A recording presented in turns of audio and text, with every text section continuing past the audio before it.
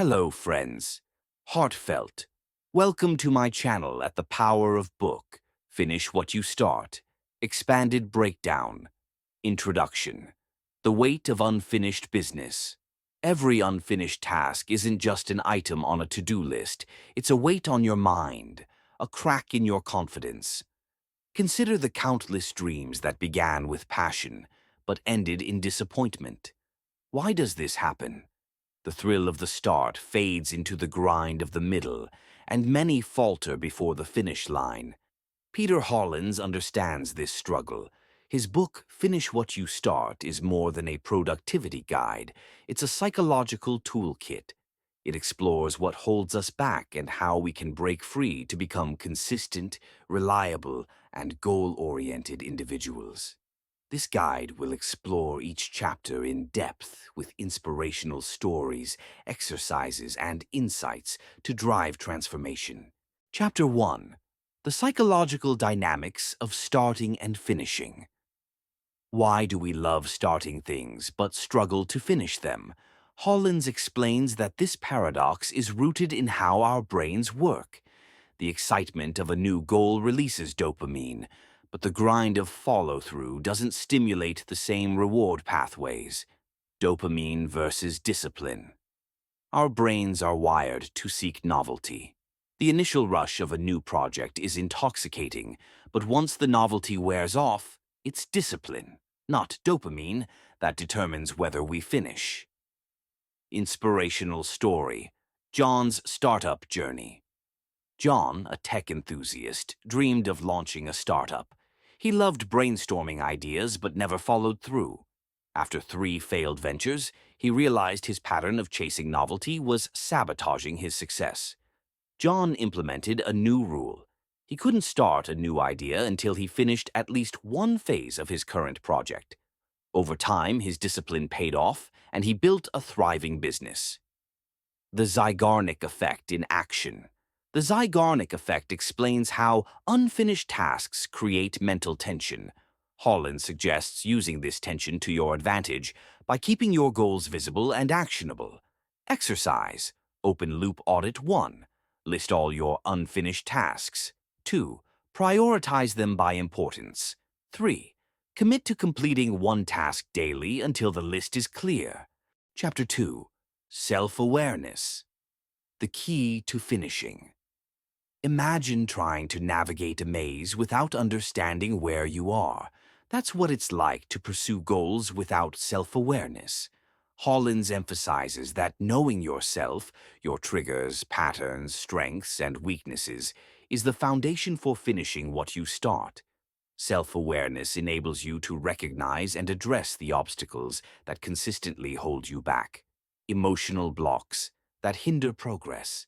Many unfinished tasks stem from emotional barriers like fear, perfectionism, or self-doubt. These emotions create an internal resistance that can be paralyzing. Hollins explains that acknowledging and addressing these feelings is the first step to overcoming them. Story. Emily and the Weight of Self-Doubt. Emily dreamed of starting a bakery.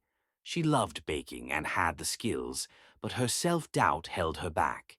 Every time she made progress, she questioned whether she was good enough.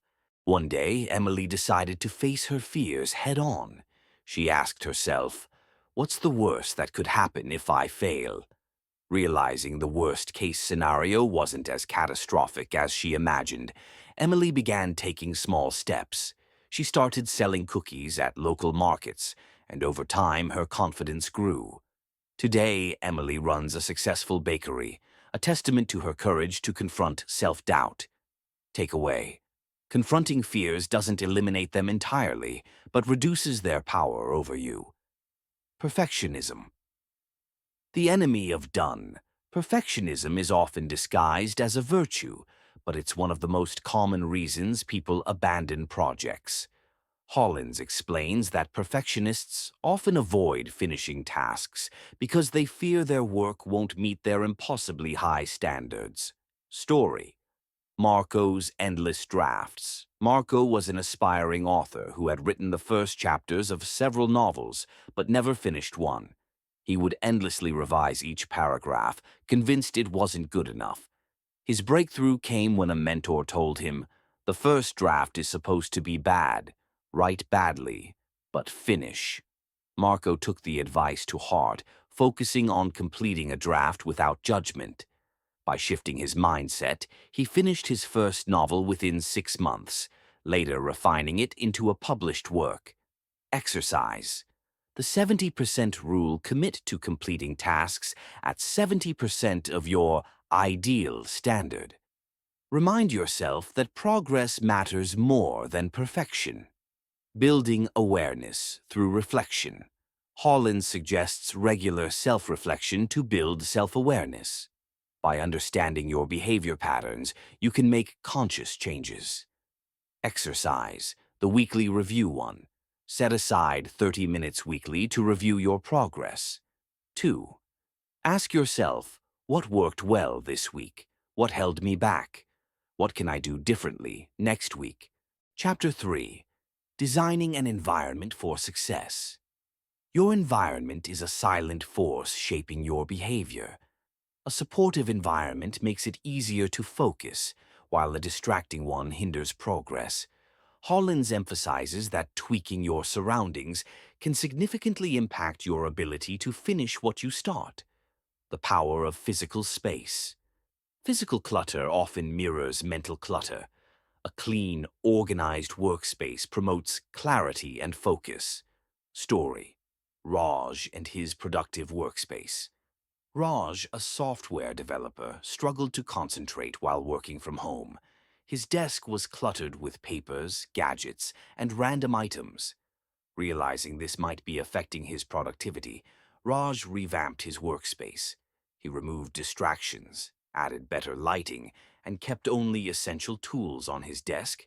The result? His productivity skyrocketed, and he began meeting deadlines with ease. Exercise. Declutter your workspace. 1. Spend 30 minutes organizing your workspace. 2. Remove items that don't serve your current goals. 3. Add elements that inspire you, like motivational quotes or plants. Digital distractions. In the age of constant notifications, digital distractions are a significant obstacle. Hollins recommends creating boundaries to regain focus. Story: Jessica's digital detox. Jessica, a marketing professional, often found herself scrolling social media instead of working on her side business. She implemented a digital detox strategy. She turned off non-essential notifications, used website blockers, and designated phone-free work hours. This change helped her reclaim her focus and complete her long-delayed project. Exercise. Set digital boundaries. Identify your top 3 digital distractions. Use tools like Do Not Disturb mode or productivity apps to limit access. Schedule specific times for checking emails and social media. Chapter 4. Identity Shaping. Becoming a Finisher. Your identity drives your behavior. Hollins argues that to finish what you start, you must see yourself as a finisher. This mindset shift creates alignment between your goals and actions. Identity-based goals. Instead of focusing on outcomes, e.g., I want to lose 10 pounds, focus on identity, e.g., I am a healthy person. When your actions align with your identity, consistency becomes natural. Story: Maya's transformation. Maya struggled with fitness for years. Her breakthrough came when she stopped chasing short-term goals and started identifying as an athlete. This shift made daily workouts a part of who she was, not just something she did. Over time, her results far exceeded her initial expectations. Exercise. Define your identity. Write down the identity you want to embody, e.g., I am a reliable finisher. List 3 daily habits that align with this identity. Aligning habits with identity. Small, consistent actions reinforce your desired identity. Hollins suggests starting with habits that require minimal effort but yield maximum impact. Exercise. Habit stacking. Pair a new habit with an existing one. For example, after I brush my teeth, I'll write for 10 minutes. After I make coffee, I'll review my task list. Chapter 5. The Art of Prioritization. In the journey to becoming someone who finishes what they start, mastering the art of prioritization is one of the most critical skills you can develop. Without a clear sense of what truly matters, it's easy to get lost in the noise of endless tasks, distractions, and competing obligations. This chapter delves deep into the strategies, mindset shifts, and practical exercises that will help you identify what's truly important and ensure you allocate your time and energy accordingly. Understanding the power of prioritization. Prioritization isn't just about creating a to-do list, it's about creating a meaningful to-do list. Not all tasks are created equal. Some contribute directly to your larger goals and vision, while others are merely busy work disguised as productivity. The key to prioritization is distinguishing between the two. Story. Sarah's struggle with overwhelm. Sarah was a dedicated professional who always seemed to have a million things on her plate. She prided herself on her work ethic, but often found herself working late into the night without making real progress on her big projects. She was busy, but she wasn't productive. One day, her mentor introduced her to the concept of prioritization. He asked her to write down everything she needed to do, and then identify which tasks directly contributed to her most important goals. To her surprise, many of her daily activities were unrelated to her core objectives. By focusing on the tasks that truly mattered, Sarah not only accomplished more, but she also felt less stressed and more in control. The Pareto Principle. 80-20. Rule 1 of the most effective frameworks for prioritization is the Pareto Principle, also known as the 80-20 rule. This principle states that 80% of your results come from 20% of your efforts. Identifying that vital 20% can transform the way you approach your work and life. Applying the 80-20 rule, 1. Identify high-impact activities, reflect on your tasks, and ask yourself, which of these will have the most significant impact on my goals? 2. Eliminate or delegate low-value tasks. Once you've identified your 20%, find ways to eliminate, delegate, or minimize the rest. 3. Focus relentlessly on the 20%. Devote the majority of your time and energy to these high-impact activities. Story. Jake's transformation. Jake, a freelance graphic designer, often found himself drowning in administrative tasks like answering emails, organizing files, and updating invoices. While these tasks were necessary, they didn't directly contribute to his growth as a designer or his income. After learning about the Pareto Principle, Jake hired a virtual assistant to handle these tasks, freeing up his time to focus on high-value activities like client work and marketing. Within 6 months, his income doubled, and he felt more fulfilled in his work. The Eisenhower Matrix. Urgency versus importance. Another powerful tool for prioritization is the Eisenhower Matrix, which helps you differentiate between tasks based on their urgency and importance. The matrix divides tasks into 4 quadrants. 1. Urgent and important. Tasks that require immediate attention, e.g., deadlines, crises. 2. Not urgent but important. Tasks that contribute to long-term goals and values, e.g., strategic planning, skill development. 3. Urgent but not important. Tasks that demand immediate attention but don't significantly impact your goals, e.g., interruptions, some emails. 4. Not urgent and not important. Tasks that are distractions or time wasters, e.g., mindless scrolling, unproductive meetings. The goal is to spend as much time as possible in Quadrant 2, where you work on tasks that are important but not urgent, preventing crises and building toward your long-term goals. Exercise. Map your tasks. 1. Write down all your current tasks. Second, place each task into the appropriate quadrant of the Eisenhower matrix. 3. Prioritize tasks in quadrants 1 and 2 and find ways to minimize or delegate tasks in quadrants 3 and 4. The role of clarity in prioritization. You can't prioritize effectively without a clear understanding of your goals and values.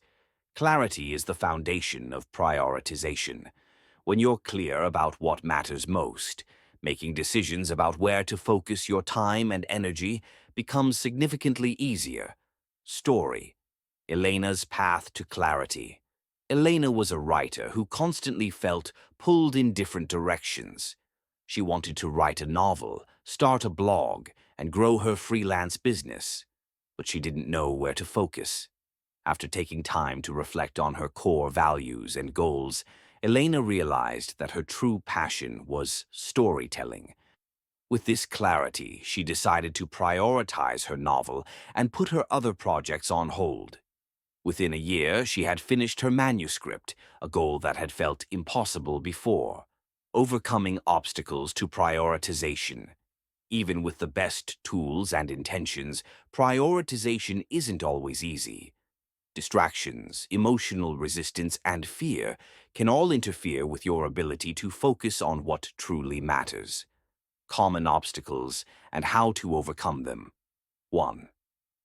Distractions.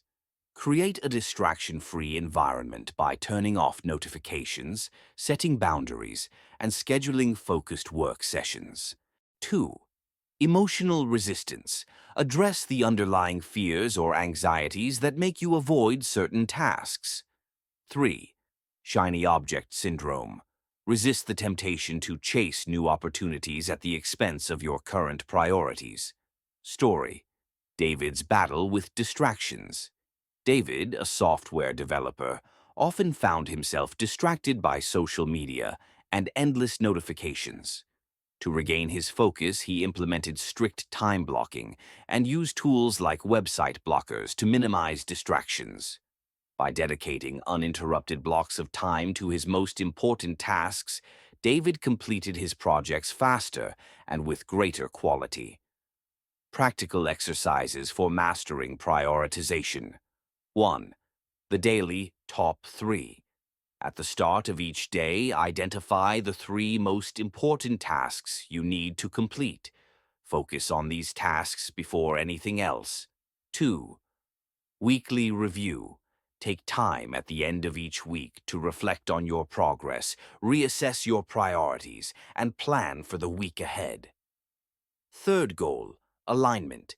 Regularly review your goals to ensure that your daily tasks align with your long-term vision. Conclusion: prioritization as a lifelong skill. Prioritization is not a one-time task. It's a lifelong skill that evolves with your goals, values, and circumstances. By learning to focus on what truly matters, you not only become more productive, but also create a life that aligns with your deepest aspirations.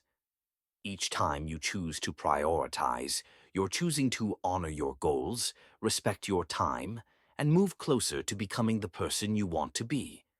In the end, the art of prioritization is about making intentional choices, choices that reflect your values, support your goals, and bring you closer to finishing what you start. I hope you liked this book summary. For more such book summaries, please like, share, and comment on my video. And don't forget to subscribe to my channel. Thanks a lot for watching this video. Bye-bye. See you soon.